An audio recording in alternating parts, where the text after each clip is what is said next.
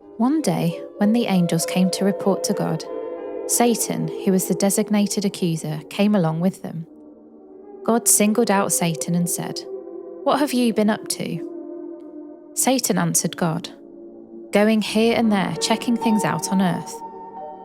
God said to Satan, "Have you noticed my friend Job? There's no one quite like him, honest and true to his word, totally devoted to God and hating evil." Satan retorted, "So do you think Job does all of that out of the sheer goodness of his heart? Why, no one has ever had it so good. You pamper him like a pet, make sure nothing bad ever happens to him or his family or his possessions, bless everything he does. He can't lose. But what do you think would happen if you reached down and took everything that is his? He'd curse you right to your face, that's what." God replied, "We'll see. Go ahead, do what you want with all that is his, just don't hurt him." Then Satan left the presence of God. Sometime later, while Job's children were having one of their parties at the home of the eldest son, a messenger came to Job and said, "The oxen were ploughing and the donkeys grazing in the fields next to us when Sabines attacked. They stole the animals and killed the field hands. I'm the only one to get out alive and tell you what happened." While he was still talking, another messenger arrived and said, "Bolts of lightning struck the sheep and the shepherds and fried them, burning them to a crisp. I'm the only one to get out alive and tell you what happened." While he was still talking, another messenger arrived and said, "Chaldeans coming from 3 directions raided the camels and massacred the camel drivers. I'm the only one to get out alive and tell you what happened." And whilst he was still talking, another messenger arrived and said, "Your children were having a party at the home of the eldest brother when a tornado swept in off the desert and struck the house. It collapsed on the young people and they died. I'm the only one to get out alive and tell you what happened." Job got to his feet, ripped his robe, shaved his head, and then fell to the ground and worshipped. "Naked I came from my mother's womb. Naked I'll return to the womb of the earth. God gives, God takes. God's name be ever blessed." Not once through all this did Job sin. Not once did he blame God. Welcome back to our study of Job. I'm Ian, and this is the Selah Time to Pause podcast from Plexus Salvation Army, an online church in the UK. I will stop and breathe in your presence. Just breathe.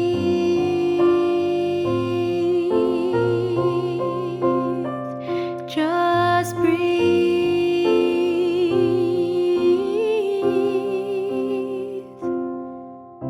Jane and Claire were the best of friends. They hadn't known each other for terribly long, but their friendship had grown quickly. Jane was new to the university and had met Claire, a returning student, on the first day. They shared accommodation together, living on the same corridor. Claire had helped her to settle in and show her the ropes of university life. Claire's practical help had been invaluable to Jane as she'd tried to navigate this new and unfamiliar world.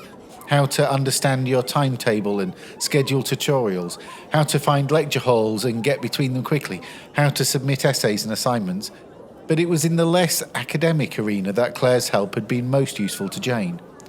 Claire was charismatic and wildly popular and already had a large, strong group of friends, but Jane was invited into the group and made to feel welcome, and she was starting to become friends with them too.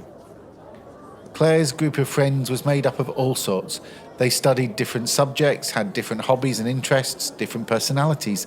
Some were quiet, some were loud, some loved to go out to parties, others to stay in.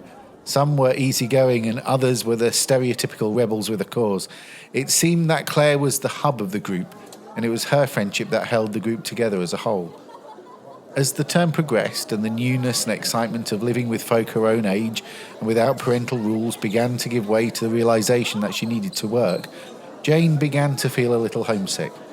At first it was just in the evenings when she sat down to a pot noodle rather than her mum's home-cooked meals, but soon it was happening more often. She would feel it when she was working alone in her room. She would feel down when she woke up, sometimes even in the middle of a loud crowd. She decided to speak to Claire about it. She was glad that she had a friend she could talk to. No sooner had she started to share about how she was feeling than Claire jumped up and threw her arms around Jane in a big bear hug.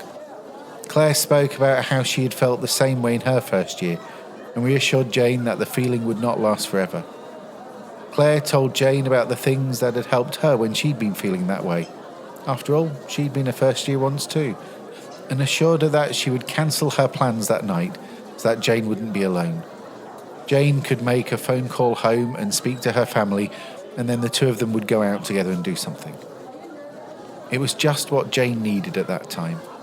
And for the next few days, Claire made sure that she was always around in case Jane just needed a little company. But after a while, Jane noticed that not all of their friends seemed quite so caring. "Surely," they would say to Jane, "surely it's time to get over it now. You can't spend your whole life wallowing in your own self-pity. You're not being fair to Claire. You'll wear her out. She takes everyone else's problems on herself. Can't you just pretend to be all right, at least in front of Claire?" So Jane did. The other girls had known Claire for longer and they knew her better, and Jane definitely did not want to create problems for Claire. The last thing she would want to do was to upset or offend the friend who had always been there for her when she needed it. And so Jane learned how to put on a front, creating a facade that said, "All's well with me." Yet, for all of Jane's good intentions, her actions had exactly the opposite effect. Jane told Claire that she'd gotten over her homesickness, but being a good friend, Claire still occasionally asked and checked up on her friend's well-being. And each time Jane continued to insist that there was no problem. No, she didn't have homesickness. No, she wasn't sad. No, Claire hadn't done anything to upset her. No, there was nothing Claire could do. Yes, she was fine. But Claire had been friends with Jane for long enough to know that things were not quite right, despite Jane's protestations. Jane may not tell her to her face, but she could see in her eyes that she was not happy. She could hear through the walls when her friend cried on the phone calls to home and when she cried all alone in her room. She knew things were not how they had been. The openness was gone, and Claire was hurt. Why did Jane now not trust her? What was wrong, and why did Jane not want her help? Did Jane no longer wish to be friends? Claire was hurt now, and she didn't know why. She didn't know what was going on and why her friendship was now constantly rebuffed. The result was inevitable. With trust lost and both of them now hurting, the friendship dissipated and eventually collapsed. The story of Jane and Claire is the story of a friendship begun, only to be eventually lost. The book of Job is also a story about two friends, the story of Job and God. Right at the beginning of the book, we start to understand something of their friendship. When God introduces Job to the assembled heavenly court, he calls him My friend Job. And we found out that all of the blessings for which Job is thankful come as a direct result of this friendship. Yet Job's friendship with God is not simply a selfish one based on him receiving blessings. The whole thread of this book is that Job's friendship is not based on what God gives him, it runs deeper. Job is a good man who does not want to offend his friend in any way, so much so that each day he would make an offering to God on behalf of his children in case any of them had offended him. And in return, God had taken an active interest in his life, even boasting about him. Have you noticed my friend Job? There's no one quite like him, honest and true to his word, totally devoted to God and hating evil. Later in this book, we'll be introduced to some of Job's other friends, but Job and God are the two true friends in this story, and the strength of that friendship enables Job to be honest. And then the day comes when bad news starts to arrive. But this is no mere bothersome nuisance, it's truly calamitous, and it keeps piling up. His livestock and his farm are lost. His farmhands and servants are killed, foreign raiders and fire falling from heaven, and it ends with a mighty whirlwind collapsing a house onto his sons and daughters, killing them all outright. Anything that could go wrong has, almost everything imaginable has befallen him. We learn a lot about the relationship between Job and God when everything goes wrong. Think of Job before this happened. He was happy. He was rich. He loved God, and then in a few minutes, he loses everything. He even loses all his 10 children. Here we can see how Job thinks about God. Job shows his pain. He's real with God. He doesn't pretend that he's okay. He's not okay. He's broken to pieces inside. In his agony, he tears up and he tears up his clothes and cuts off his hair and falls to the ground and cries out to God. He opens his breaking heart and pours out his whole grief. We're told that he worships. He takes it all before God, every ounce of his pain, real and unadulterated. He doesn't take time to process it or to come to terms with it. He doesn't wait until it sinks in and his feelings are less raw. In his moment of deepest pain, he goes straight to his friend and calls upon their friendship. If he is to process his pain, he'll do it with his friend beside him. If he'll come to terms with what has happened, he will do so with his friend there to support him. If the reality and the scale of the tragedy are to sink in, it will happen where he feels safe, in the presence of his friend. His friend will share the totality of his pain, but that's what friends do. Some Christians, however, seem to treat God less like a friend and more like an omnipotent headmaster, someone towards whom you need to retain respect and refrain from familiarity, and in front of whom you need to keep your upper lip stiff. And they expect that of others too, just like Claire's friends who allowed their own doubts about Claire's ability to cope with others' problems to influence their advice. They allowed their own insecurities about their relationships with Claire to sow seeds of insecurity into Jane's friendship. But that sort of pretense threatens relationships, just as Jane and Claire discovered. A lack of honesty threatens relationships and erodes trust. Imagine how the Bible story may have been different if Job, like Jane, had started to hold himself back and censor his thoughts and feelings when speaking to God. The beginning and the end of friendship. Trust becoming lost in the maelstrom of Job's pain, and Job distancing himself more and more from his friend until little, if any, of the friendship remains. But Job doesn't hold back. He tears his clothes and cuts off his hair to show his pain and loss. It's good to show our pain. We can be real with God and show him how we feel, whether that's thankful and joyous or sad in pain and angry. As Jesus said to the Samaritan woman at the well, Those who worship God must worship him in spirit and in truth. We should never pretend to praise God with a smile if we don't feel like that inside. Job knows better. He shows his pain. He's real with God. And because of this, their friendship continues and grows. When we forget that Jesus chose to become human so that we might have a relationship with God, that he came to be our friend, then our relationship with God becomes twisted and distorted from what it should be. We risk always and only coming before God with a prostrate attitude. There may be times when that's appropriate, for apologies are a natural part of all healthy human relationships, but it cannot be every time. On occasion, we may come to God broken-hearted from an awareness of our sin, but we should also come before him with thanksgiving and praise. We should come before him with requests, come before him to express our devotion, come to him simply to listen. And at times we can also come to him when our heart is breaking because the difficulties of life has brought us low. There's no need for pretense. You can bring your real self, your real mess, real emotions, real questions, real doubts before him in all sincerity and raw truth. Don't you think he already knows? He knows and he loves you. He knows and he wants you to trust him enough to tell him the whole truth about what you're feeling. Let him have it all. The good, the bad, and the downright ugly, whatever it is that you're thinking and feeling, you won't be struck by lightning. It must be a source of great grief to God that there are so many Christians today who may have been Christians for 20, 30, or 40 or more years, but who haven't progressed spiritually because they've not learned this fundamental lesson of being honest. We can't progress if there's hypocrisy in our life. Authenticity is a vital component for any healthy relationship. When we sense that someone is secretive or insincere, our trust and intimacy are eroded. Authenticity and realness, on the other hand, builds confidence in a relationship, since it promotes understanding, trust, and empathy. God created us for authentic relationships, and that includes an authentic relationship with Him.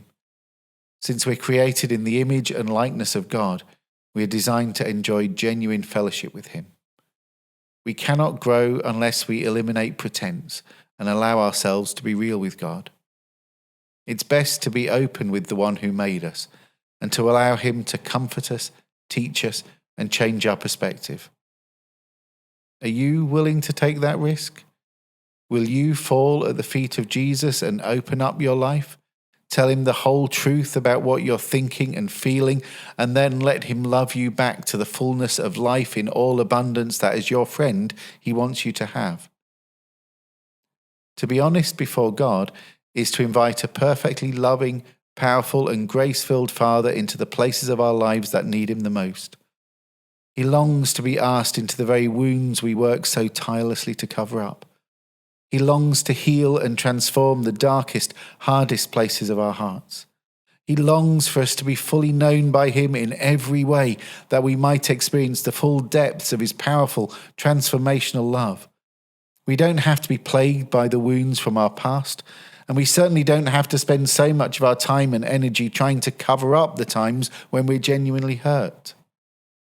Are you ready to offer your whole life to God even when you are hurting? Are you willing to share whatever pain you may feel, whatever disappointments, sadness, anger, dejection, frustration and doubts you may have tried to hide? Do you want to be known by God as my friend? Then you need to be open with your friend. If you value that relationship, if you value that friendship, then you must be willing to be real, to be open and pour out your heart to God if that is how you are feeling. He cares, and He designed you to be real with Him. Offer up your life, your whole life, including your brokenness and pain, your anxiety and cares, as well as your joys and thanks. Eliminate all pretense and get real. I will offer up my life in spirit and truth, pouring out the oil of love as my worship to you. In surrender I must give my every part. Lord, receive the sacrifice of a broken heart. Jesus, what can I give? What can I bring to so faithful a friend, to so loving a King? Savior, what can be said? What can be sung as a praise of your name for the things you have done? All my words could not tell, not even in part. The debt of love that is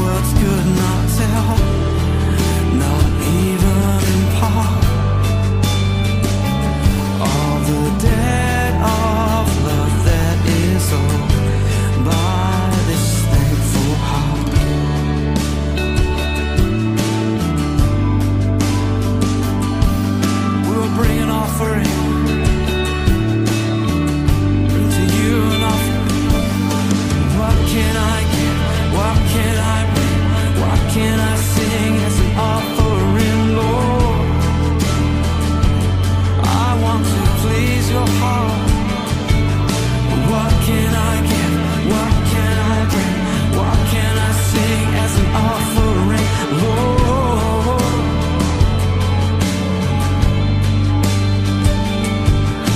What can I give? What can I bring? What can I sing as an offering, Lord?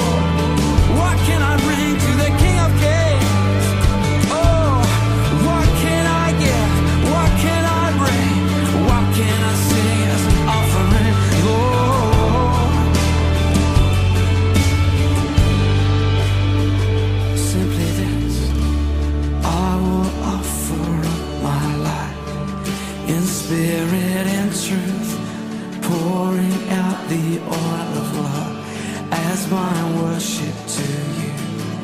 In surrender I must give my every part.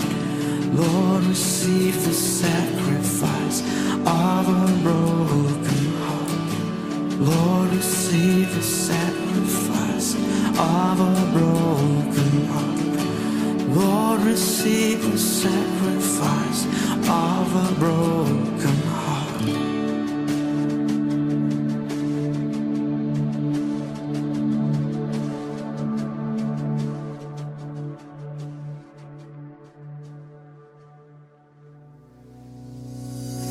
Hello, this has been Selah Time to Pause, a podcast from Plexus Salvation Army, an online church in the UK. I'm Ian. I'm Elizabeth. And I'm Sam. If you've enjoyed journeying with us over these last few weeks, join us every Monday Or any day that works for you. to spend time together, taking time out to pause, catch our breath, draw near to God, and refresh our spirits. We share Bible teachings, Reflections on songs we're listening to, And on what's going on in the world around us. as well as this. On the last day of the month, we look back and reflect, share any thoughts from our listener community, and ask what we can take from it into our daily living. what we call our personal So What's for the month. Join us, making us part of your regular routine, spending a few minutes to listen to what God might be saying to you. Find us on your favourite podcast streaming service On Facebook, Or YouTube. by searching for Selah. that's SELAH. Time to pause.